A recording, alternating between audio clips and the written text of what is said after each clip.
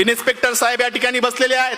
साहेब, AC मध्ये बसणारी पोरं दंगलीमध्ये आज जात नाहीत, जातात तुमची आमची लेकरं, तुमची आमची भाऊ. म्हणून ही कविता, तिचं नाव चल दंगल समजून घेऊ.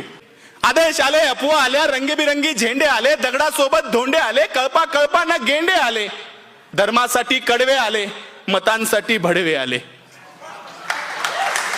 दंगल पेटली, घरं पेटले, दंगल पेटली, घरं पेटले, हलक्या मेंदूचे पेटून उठले, गाड्या तुटल्या, काचा फुटल्या, यात माणसांचं मरण झालं, ब्रेकिंग न्यूजला कारण झालं, पत्रकार घटनेच्या खोलात गेले, घटनास्थळीचे जेलात गेले. त्यांना जामीन द्यायला आलं कोण? झेंड्यावाले का धर्मावाले? आले माय बाप आणि भाऊ. चल दंगल समजून घेऊ, खरं खोटं तपासून पाहू. की हे जे काल झालं, हे जे काल झालं त्यात फक्त गरिबाचं हाल झालं.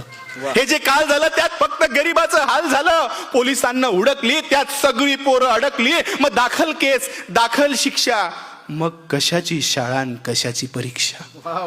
मग पोलीस स्टेशनात गाड्या आला, दंगल पेटवणारा भाड्या आला, त्यांची आपापसात मीटिंग झाली, आतल्या आत सेटिंग झाली, पैशानं कोंडी फुटली, पुढाऱ्यांची पोरं सुटली. असं सगळं घडतं दंगलीच्या भोवताल, असं सगळं घडतं दंगलीच्या भोवताल. पेटवणाऱ्याची सुटतात, बाकी भाकरीसाठी मवताल. आता जेलात त्यांच्या ढुंगणावर रोज कच्चून दंडे पडतात. दादा हो, एकदा जाताना साहेबाला विचारा, कोलम कसा असतो, थर्ड डिग्री कसा असतो. आता त्यांच्या ढुंगणावर जेलात रोज कच्चून दंडे पडतात. पेटवणाऱ्याची सुटली, बाकी सालोसाल सडतात. असं सगळं दंगलीमध्ये होत असतं भाऊ.